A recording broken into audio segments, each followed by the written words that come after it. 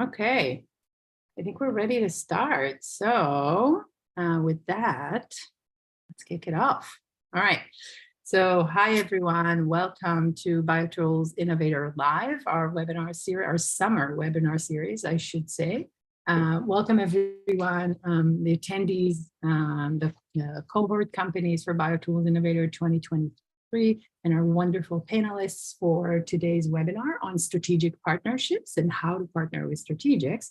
We'll introduce the panelists shortly. I'm Ayelet. I'm the Program Director for BioTools Innovator and Senior Director of Programs at MedTech Innovator. We are streaming this webinar and others to come live on YouTube and LinkedIn. And so for those of you not familiar with BioTools Innovator, I'll do a brief introduction.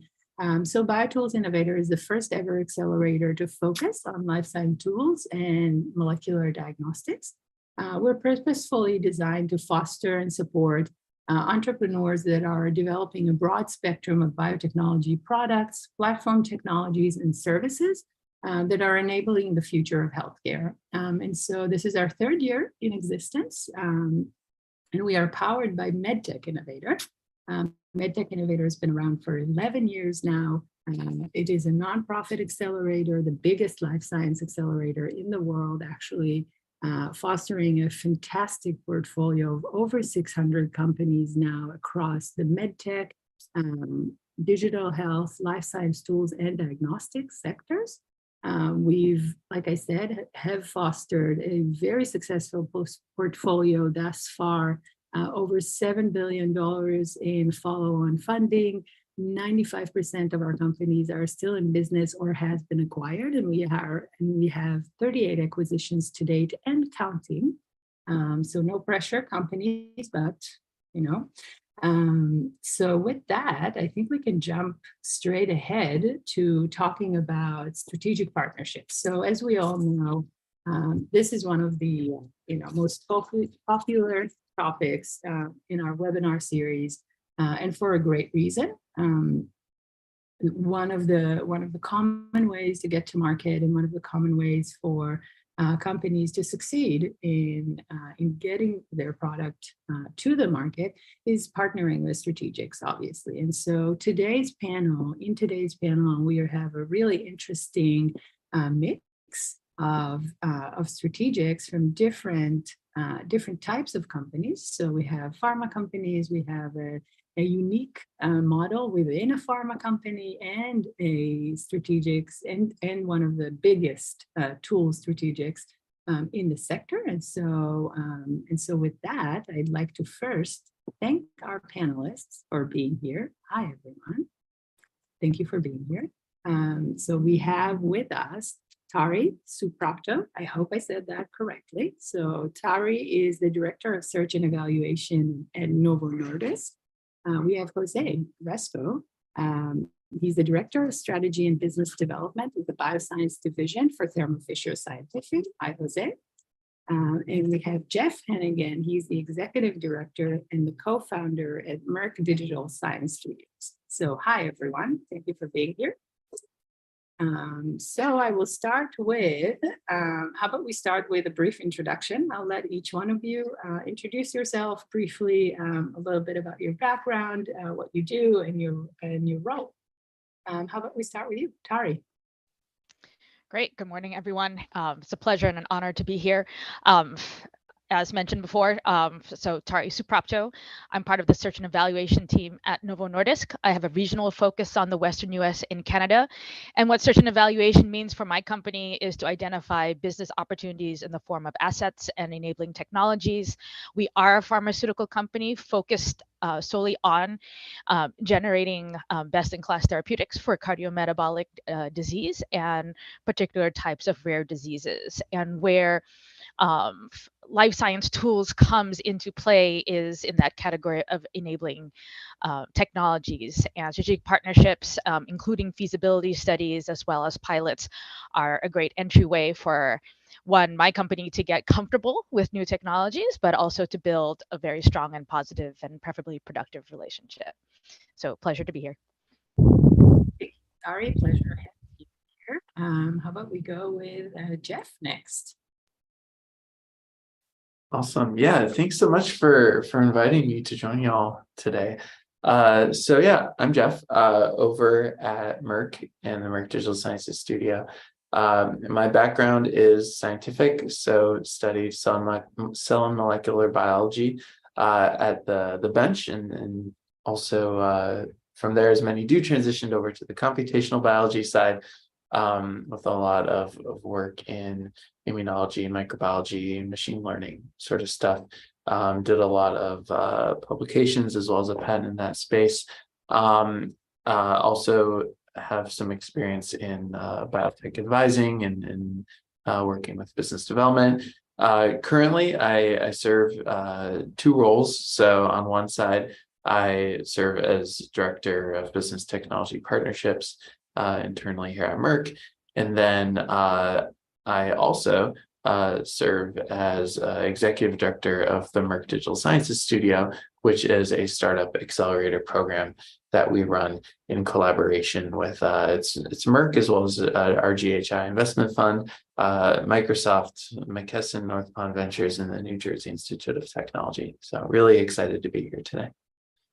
Thank you, Jeff. We're very excited to have you here. And last and certainly not least, Jose, please introduce yourself.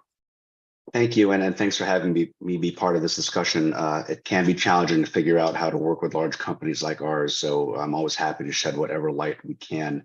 As you mentioned, my name is Jose Haresco. I am a Director of Strategy and Business Development within Thermo Fisher's Biosciences Division.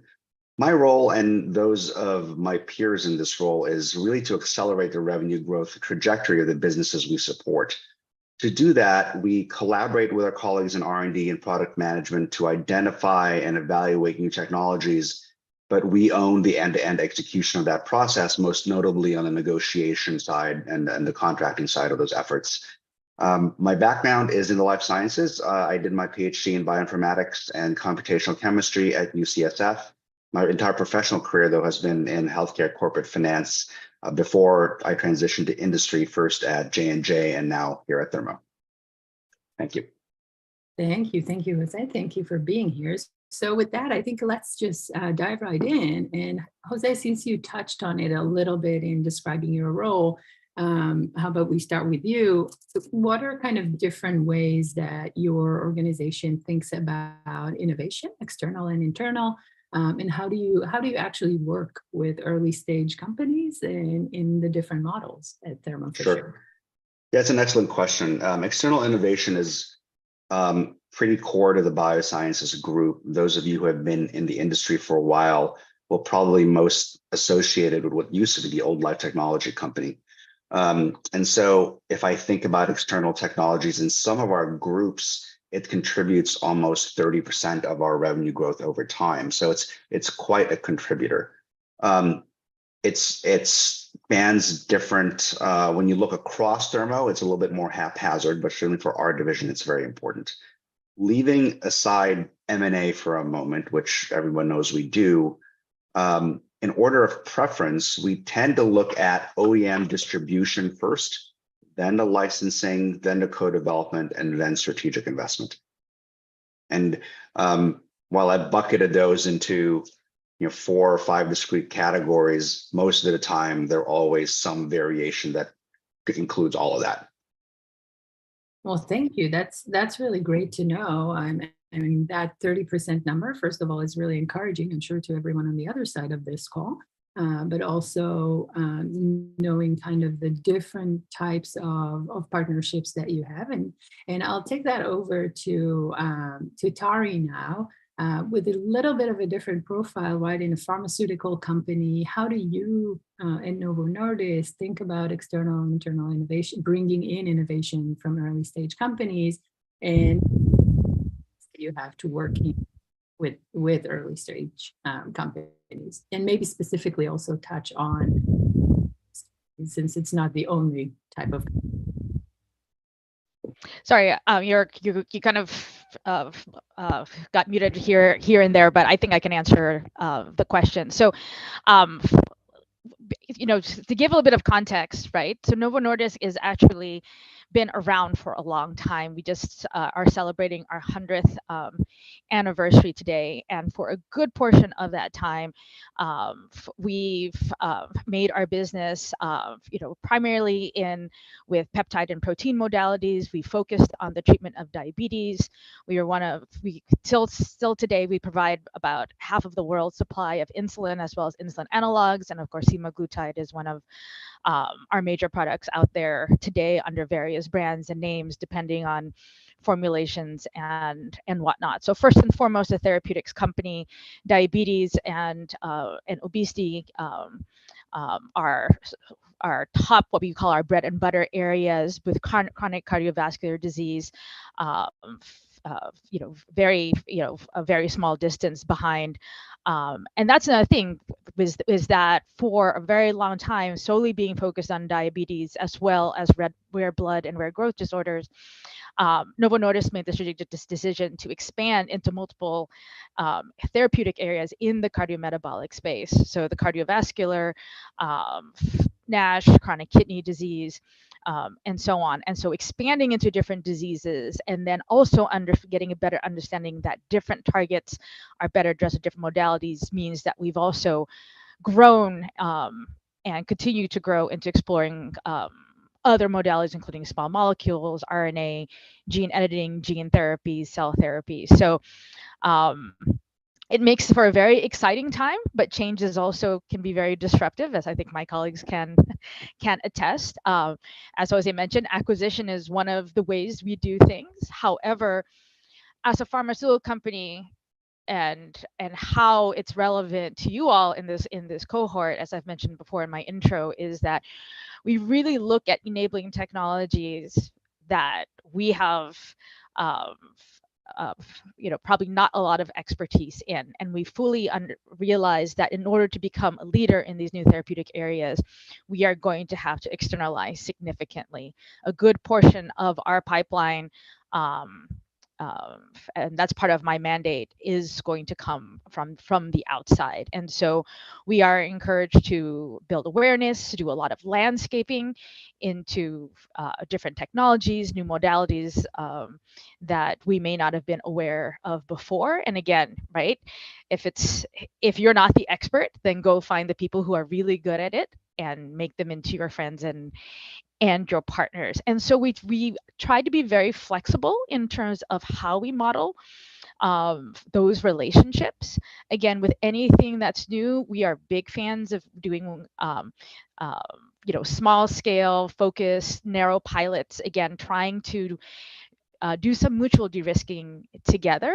And if things go well, right, it's the whole principle of like, we are going to succeed.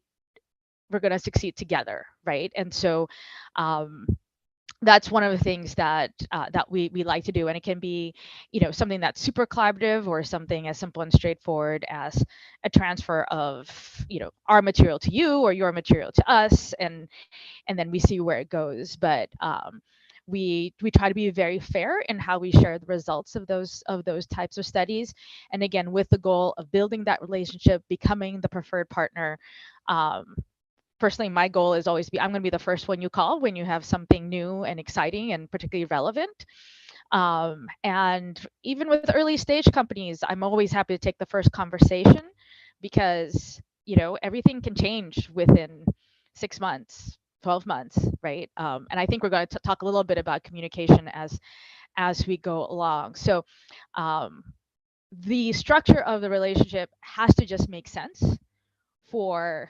And it's very much a fit for purpose. So I can't generalize, particularly broadly, but that's a general principle for our company.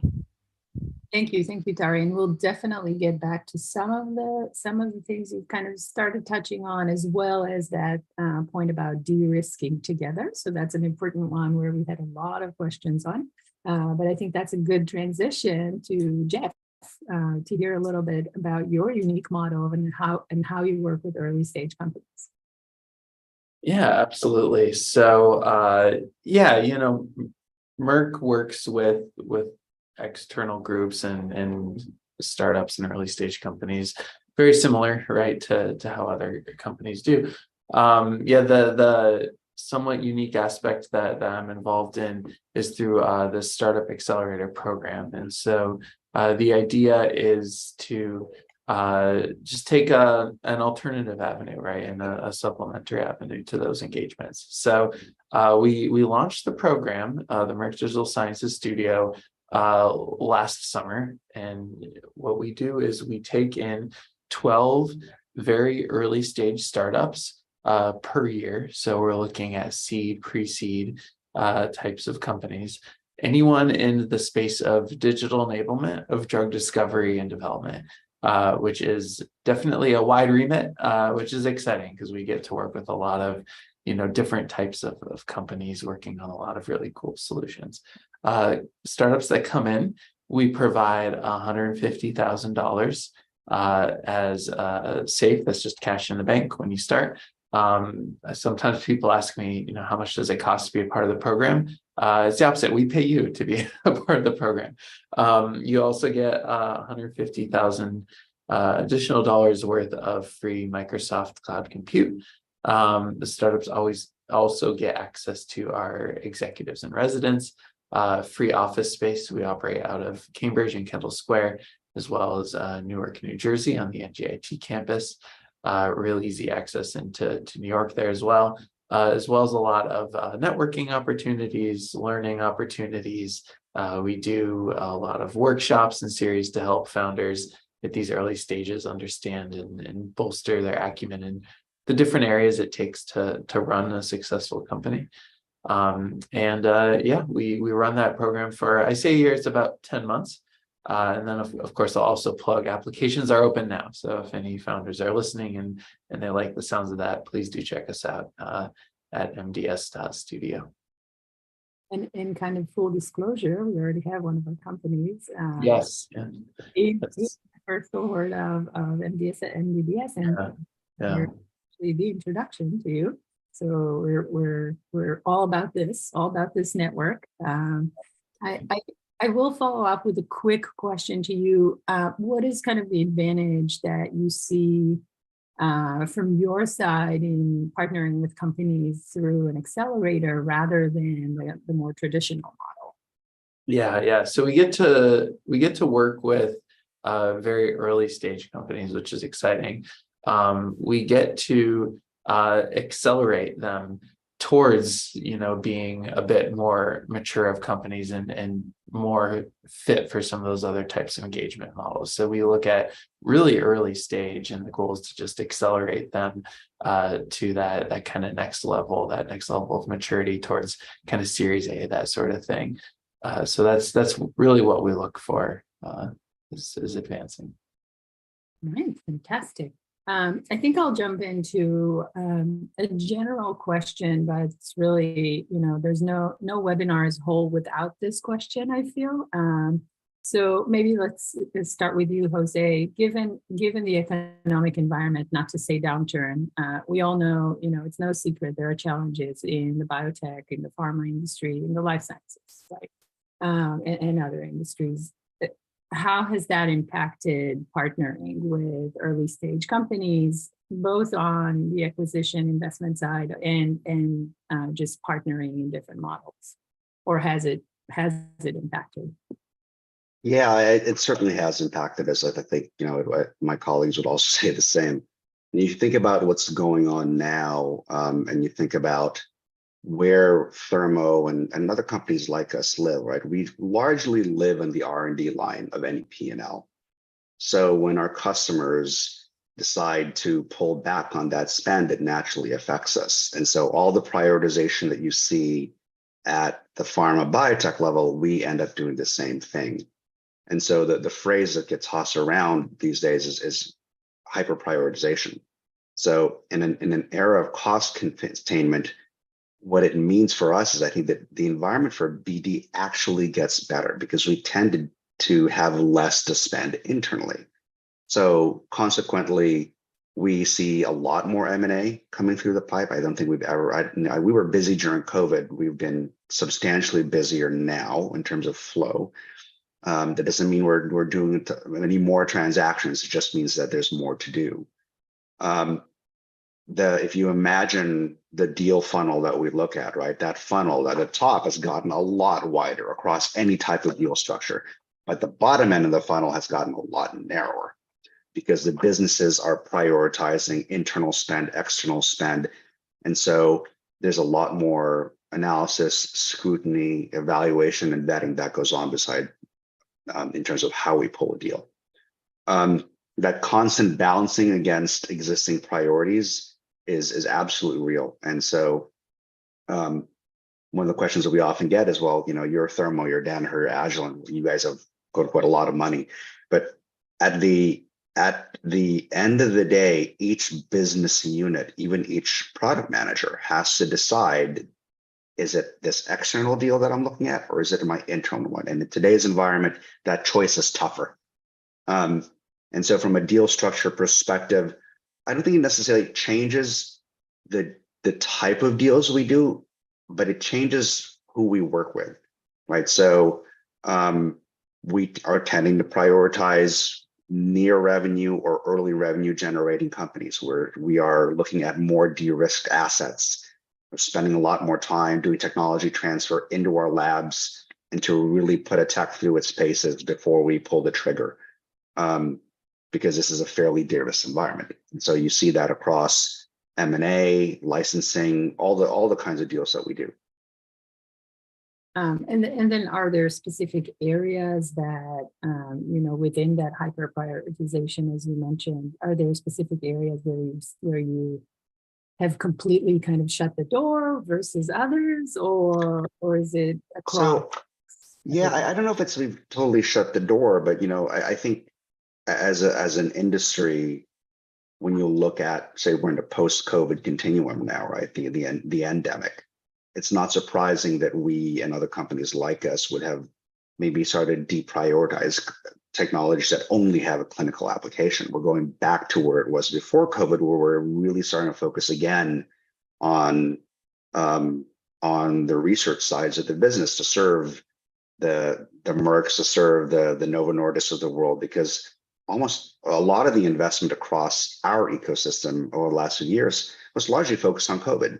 But now that we're coming out of it, science has to progress, right? Think of all the big buzzwords, AI, ML, spatialomics, single cell. A lot of the development happened a little bit in the background. It was there during COVID, but now we can prioritize those and other spaces coming out of it, and even new things that happened, right? The focus on automation, on high throughput labor, on high throughput technologies, even labor shortages. These are new concepts that emerged out of COVID that we now have to try and tackle, because not just because COVID may come back and or another form of it, but these are differences in the way our customers are working that we now have to address.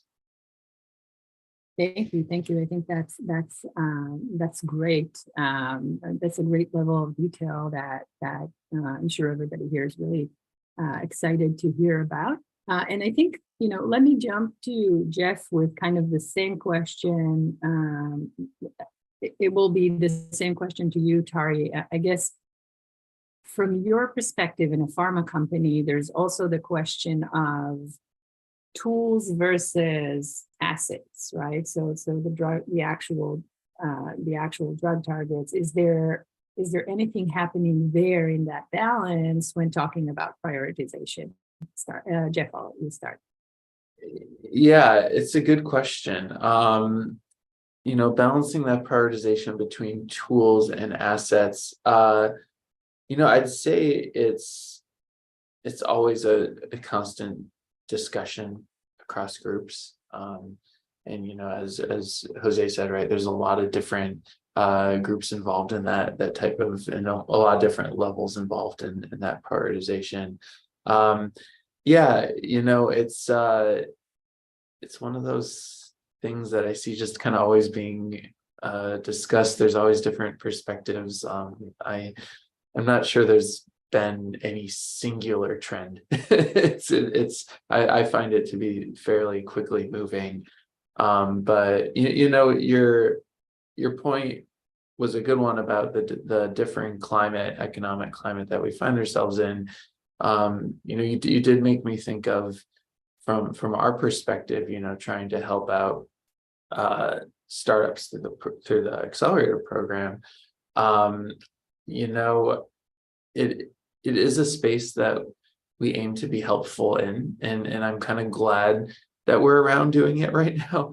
There's one comment I got in the early days of putting this together, when things were better, right, in the economy, and the feedback I got, I said, look, we want to provide some funding to these startups to help them get going. And at one point, the sentiment was kind of, why? Who cares, right? I can go out and get money. It's not a problem. That's not valuable. And so I thought, well, okay, maybe not today, but that it could be different, and now it is different, right? And so I'm glad that we provide that, and we are here to be at least one resource for companies. Thank you, and I'll turn the same question to Tari. Perspective. Yes. So do you want me? I can attack the sort of tools versus assets thing to build up on what Jeff said.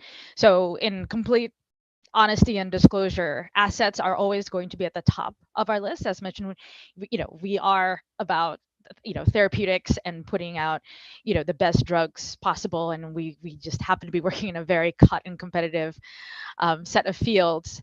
But considering our audience, right, where do tools become important? And it is clearly going to be in the earlier stage of teeing things up into the beginning of the pipeline. And so I do a fair amount of what I call internal networking and talking to my scientists in the different therapeutic areas, in the different, we have a whole division called Global Research Technologies, and they're the ones that look at the platforms. They're the ones that are looking at chemistry and biology.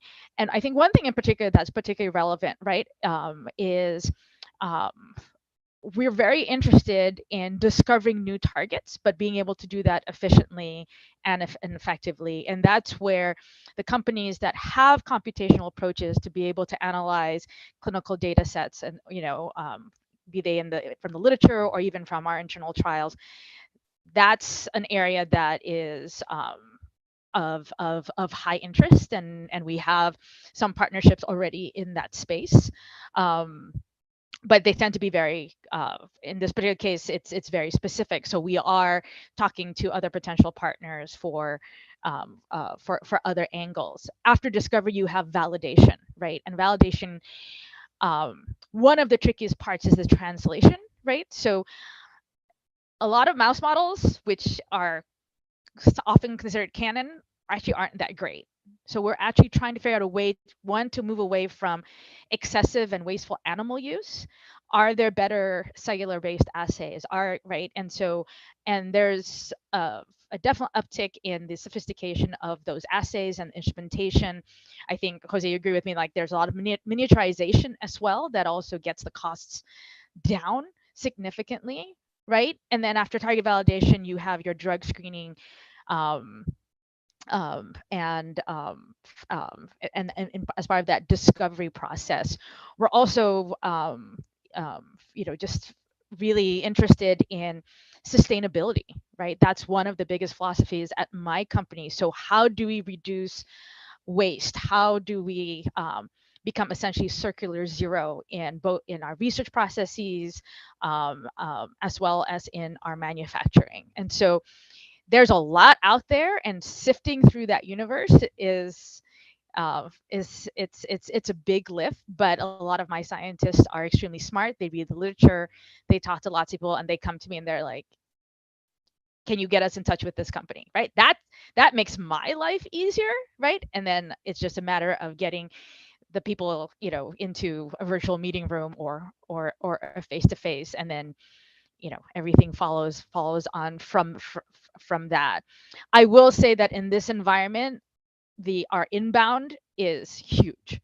I mean, there are so many of you out there that are looking for a strategic partnership because the more traditional fundraising mechanisms, it's just become way more competitive. I mean, you talk to any investor today and they're all going to say, we're focusing on our portfolio companies. And if we're going to look at new things, they've got to be absolutely phenomenal. And we're actually not that dissimilar, right? If we're going to take on something that's new and external, it has to be differentiated. And I can't say to you all enough in the audience, please get your messaging super crisp, super clear, and communicate to us how you are different and better and infinitely more enabling than anyone else out there. Because if you can't cut through that noise, it will get lost.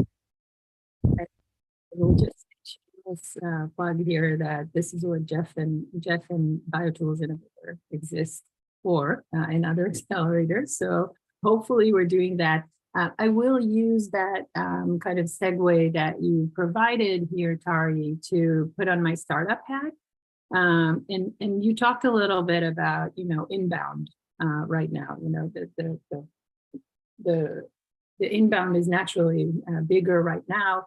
So if I'm putting on my startup hat, what's a good way to rise above the others in that inbound, right? So how do we really, how do we know what is really your interest? So I think, Tari, you touched on a little bit of what's your interest. I want to take it to Jose, a very different type of strategic partnership. How do you really know as a company, what are your real strategic interests? What's your prioritization, especially in these kind of dynamic times?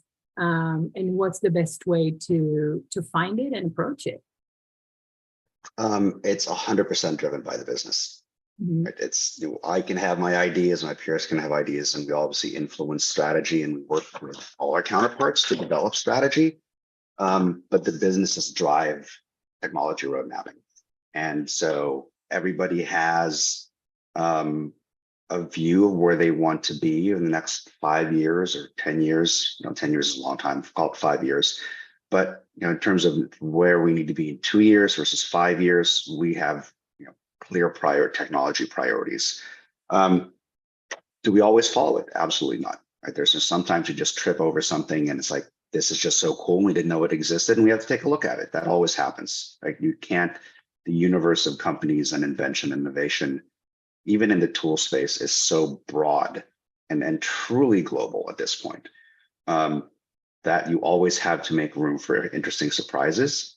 But on the whole, the businesses tell us everything from which technology classes they are going after to just more broadly the kinds of problems they're trying to solve, where they don't know what the tech is, but they'll say, hey, I need to decrease this XYZ byproduct and reaction by 90%. And they don't care how it happens. They just bring us the problem.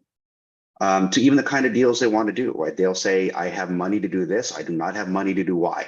So don't bring me anything that looks like that. So it's this constant conversation and being very in touch and collaborative with your business partners, because you serve their needs, right?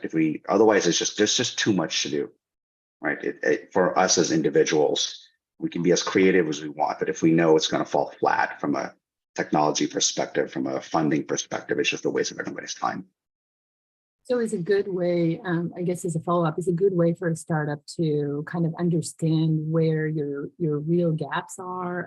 Is it enough to, look at financial reports, maybe on your website, maybe there are forums that are speaking about this openly, or is it more, this is what you're developing, bring it to us, we will let you know if it is one of our interest areas?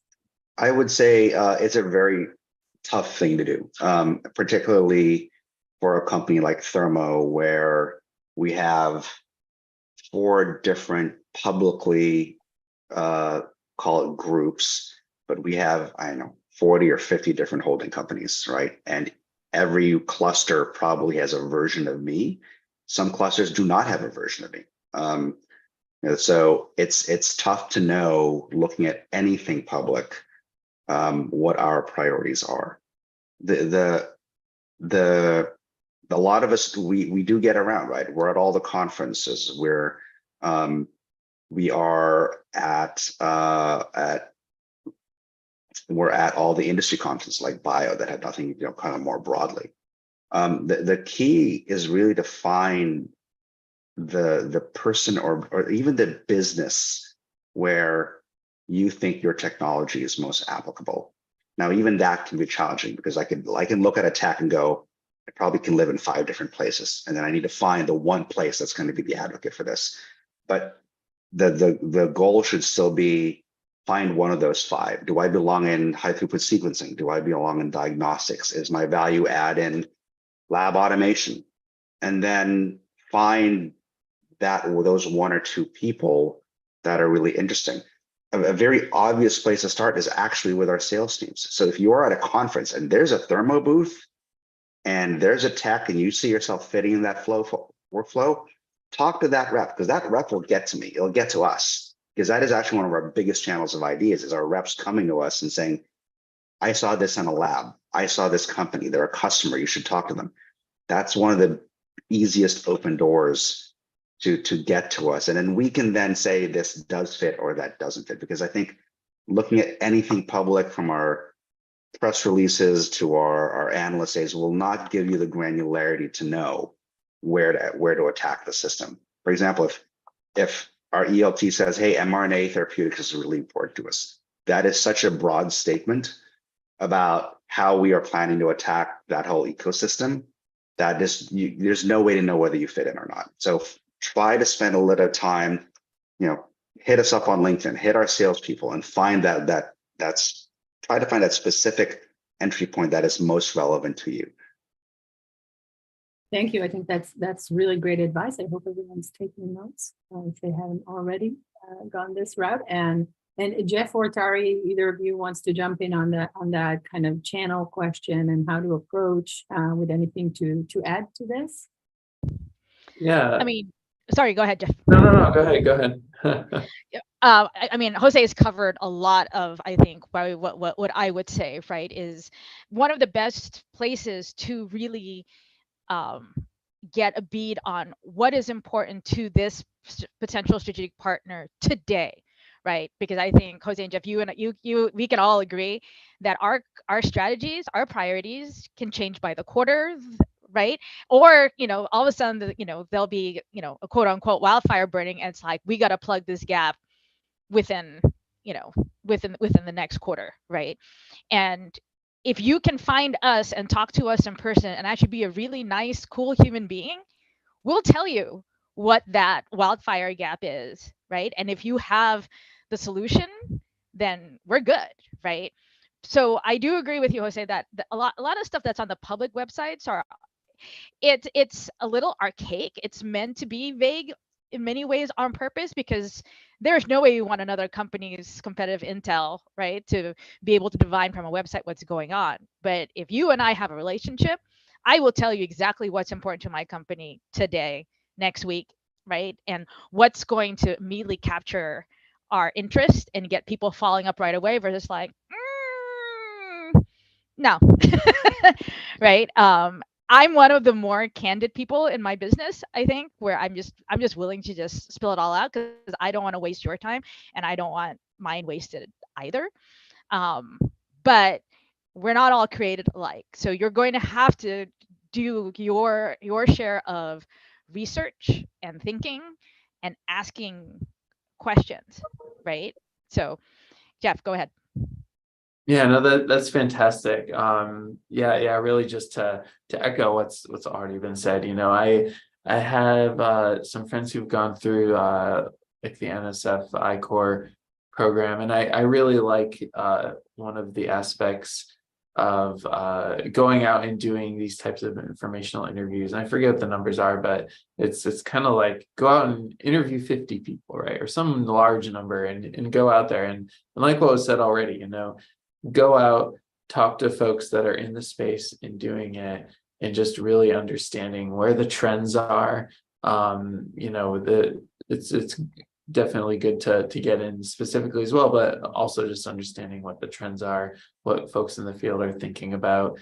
Maybe you can get a little insight into where things might be going as well. The other thing I was going to mention on kind of cutting through that noise, when I've sat in and helped with different search and eval and took part in that process. I usually come out of the gate with two questions for startups or companies that come through. The first is, what's your value statement, right? Really concisely tell me what your value is.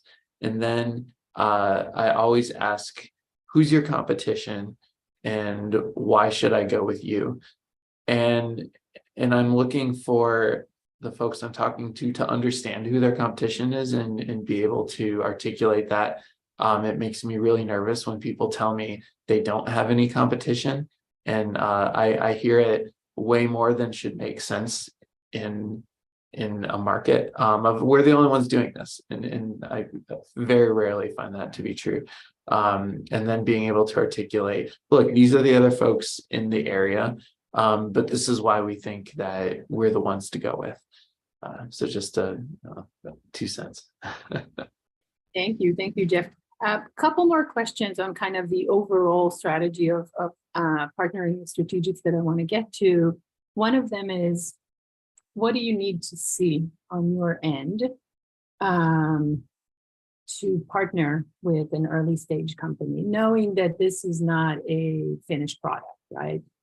So it's an early stage company. What do you really need to see in terms of milestone to move forward with a partnership of any kind, be it and it might differ, between a licensing deal or a distribution partnership and a development partnership. Naturally, there are differences, but what's kind of bringing them to the table for a discussion?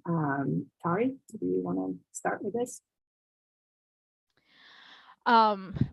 So like I said, I'm open to having a first conversation regardless of stage. I mean, obviously it needs to be more than just an idea, right?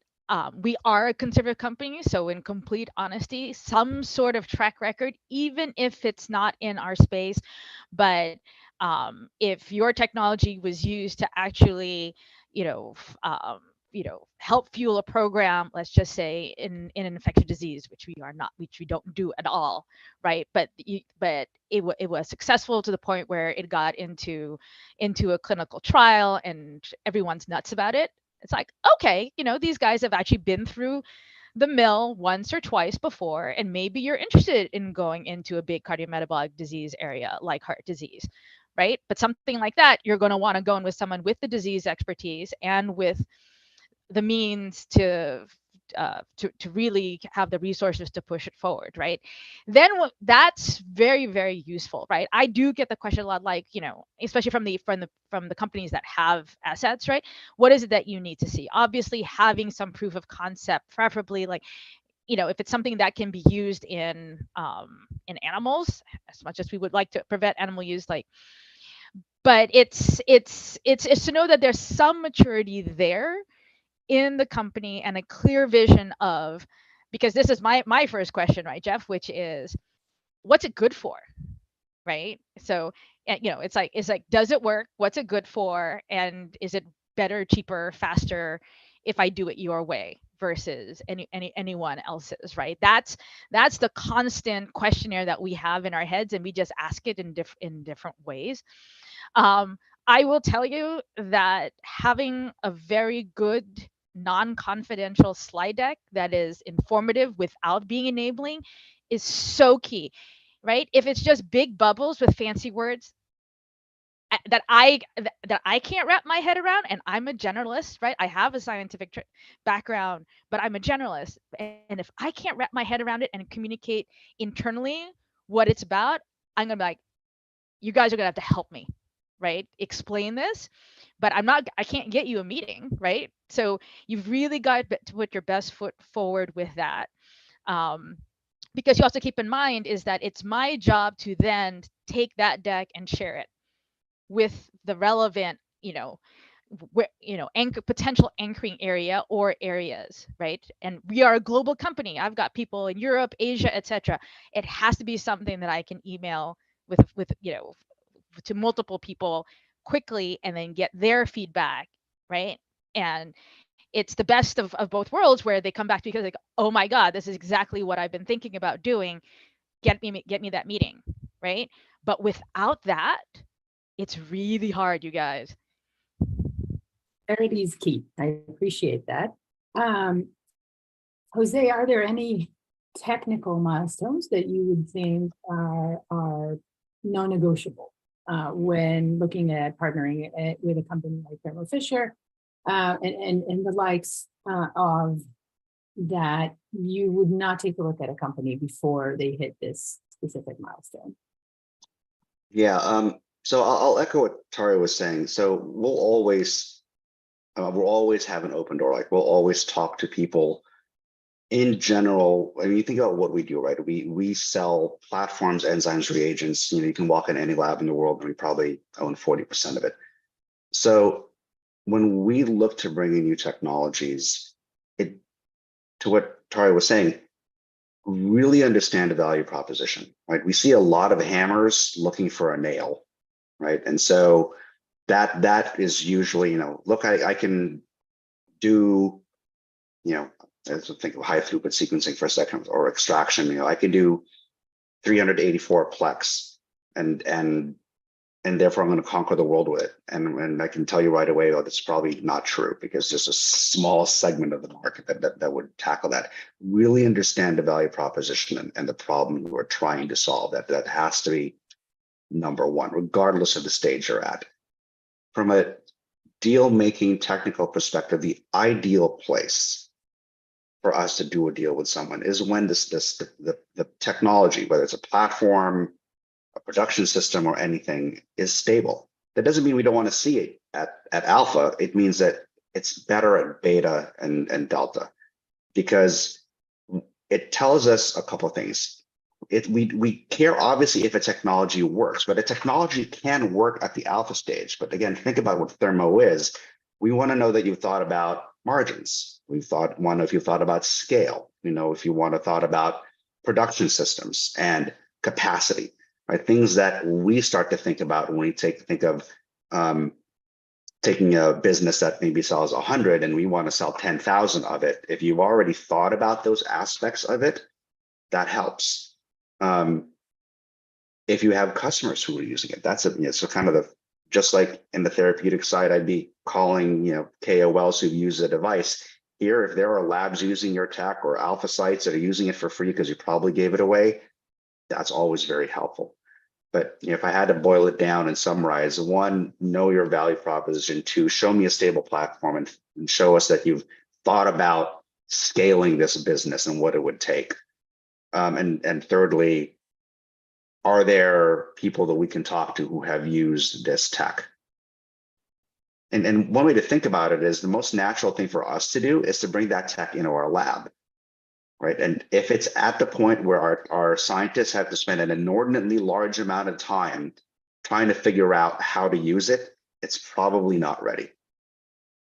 So can you put it in our hands and just let us run with it? So that's a good. And there's always going to be some fiddling, right? You know, we might have to create scripts, do some programming, optimize the reagents, but you know, full breadboard systems don't generally work, right? It's got to be past that. And we see a lot of breadboard stuff. So Got it. And Jeff, I'm going to use the fact that you can wear two different hats. One is from the very early stage of companies that you get into the accelerator versus business units at Merck, and kind of how you think of partnerships there. So maybe the same question with that. Yeah. Sorry. What was can you repeat the exact original? I got so interested in what I was able to say. I forgot where we started. What do you need to see in terms of milestones The milestones, right. Able with someone and have a conversation or to move forward with. Yes. Yeah. So the milestones and moving forward. So yeah, similarly, right. Like I think, you know, folks are always on my end, myself always happy to have that initial conversation. Milestones and what we look for to move ahead can be very variable. I know this is a non-answer. It just depends on so much, right? It depends on who you're talking to, who the leadership is, what the context is, and kind of the bigger strategic picture. and where things need to be from a de-risking standpoint. I've seen things come in where the sentiment is, look, this is something that maybe we have experience in and it's a little risky. We want to see a phase 1 trial first before we're willing to get into it. Others seem more promising. Maybe it's in our wheelhouse. We can help out with some of the preclinical development work, so we're able to get in earlier. And then, of course, there's milestones tied to those things as they move on. I'd say, of course, I agree with everything that was said. The moving forward aspect, the only thing I would add, which I think was mentioned before too, is it is a real component, how easy a company is to work with, like what kind of partner they are. So I would just add that, that comes in the equation of, if you can, whatever stage you're getting in at, or what milestones you need to hit, or what you're thinking about moving forward, if you're a good partner that operates in good faith and is really, genuine and not creating a ton of headaches for folks on the other side, that honestly goes a long way in addition to everything else that's been mentioned.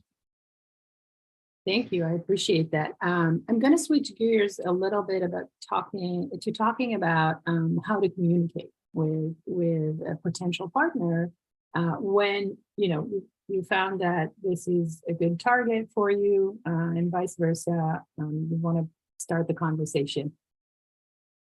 I guess my question would be, we talked a little bit about what you need to see from companies to start the conversation. So timing is obviously important. We touched on clarity of your value proposition. I think that's pretty obvious that you need to have that in place. What are is it a one and done? I will say, and we could do a quick survey, yay, nay. Is it a one and done? We approached you, we pitched, it wasn't really the right fit at this moment. Is that the place to stop, or should we go back to the drawing board, reiterate, think about where that fits maybe with other areas that you're working on, and come back? Is the door open even to these kind of conversations? Or in simple terms, if you've heard a no or not now, is it time to stop, or are there ways to come back to the table? Jeff, let's continue with you. Yeah, so when you have those initial conversations, a lot of times timing is a massive aspect of it, right? And so it's very, very rarely, if ever, a no, right? It's a not right now, and as far as going back to the drawing board, I think often, it's fair to come back in 6 months and say, hey, look, we just checking in here, some updates from our end. This is what we showed you last time. We've got some preclinical data now, if you want to check it out. But just, giving you some updates if you're interested. Those types of check-ins can be valuable, or maybe like in a year or whatever the time frame is for you. Yeah, I mean, the thing to avoid is trying to go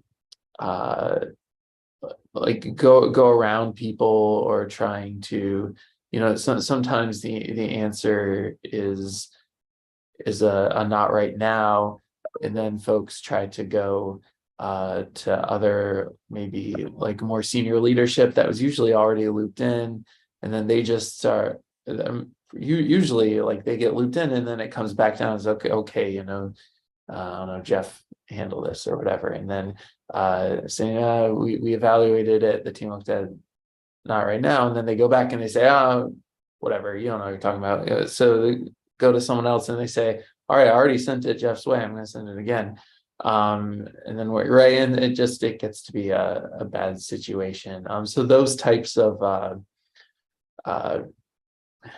try to choose my words. I mean, just, those types of getting around people types of things I would avoid. But it's definitely, I always enjoy when companies say, hey, look, we chatted a few months ago. I got this cool update. here's what it is. So.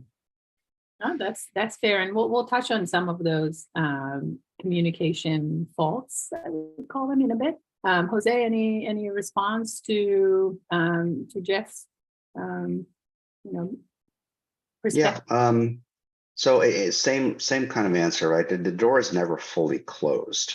We like to keep track of companies every 6 months or so and see how things are going.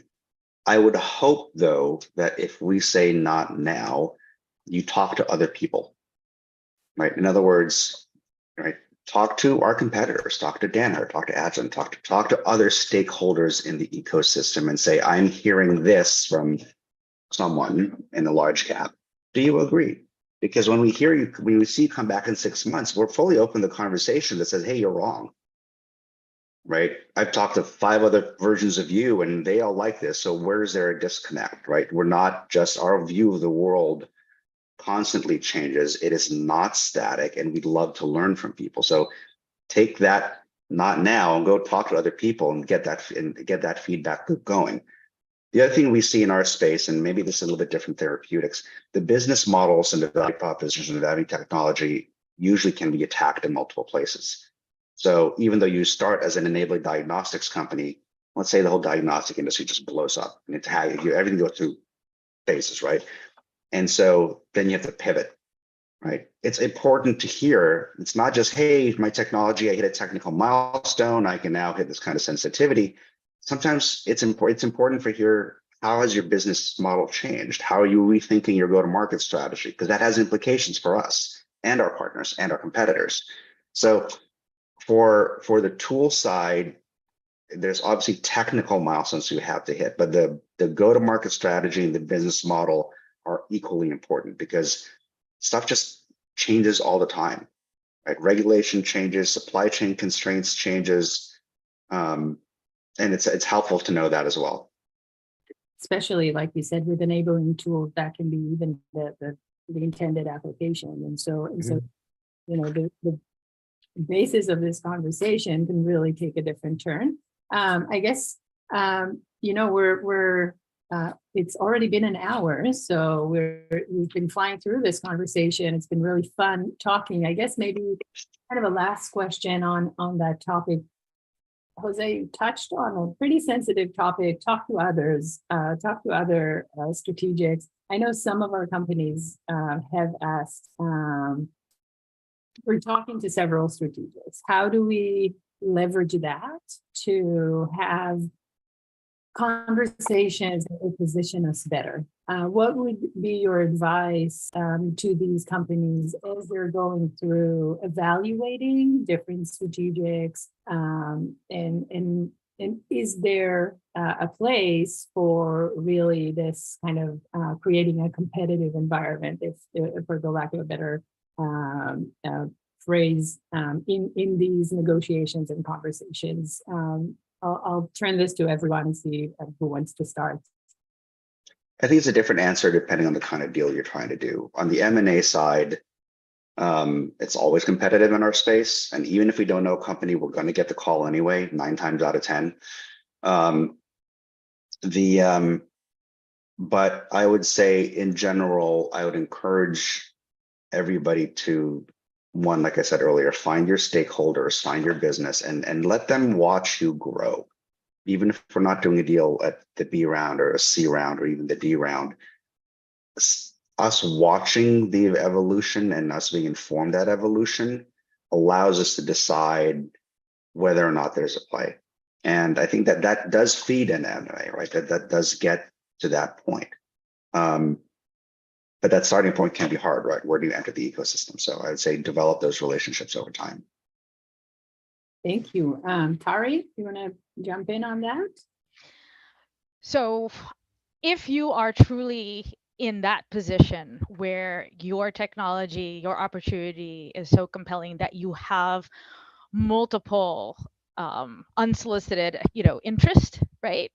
You are faced with a decision, right? If you're, especially a small company, you're not going to be able to play with everybody, right? And if you come to me, and I would simply urge, be be candid and be honest and be courteous, right? I have no problem with someone saying, listen, I've got 5 other parties really be interested. We'd love to work with you.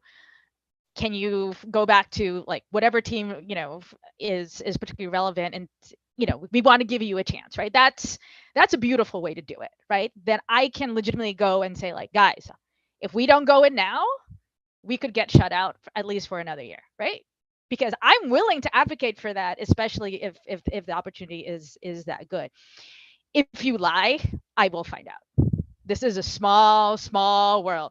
And if I find out, we're done, right? You don't have to, right? As Jose said, you evolve, we grow, we watch, and things change. You change, we change. It's a long game. And so so leverage it if it's there as a way to try to maybe at least get a decisive response, but don't make it up just because you're trying to get a deal done. So integrity is everything in our business. And I'd hope that that's common sense in every relationship in life, including and definitely in business practices. Like I said, I would like to continue this for hours, but I would like to part with our live stream audience now, because we are moving into the second phase of the webinar, where we have an opportunity for our cohort members to ask specific questions to the panelists. And so I'd like to thank the public viewers of this webinar. Thank you for joining us. We'll come back on August 2nd with another webinar. So follow our LinkedIn page for more information, and hope to see you in our next webinars.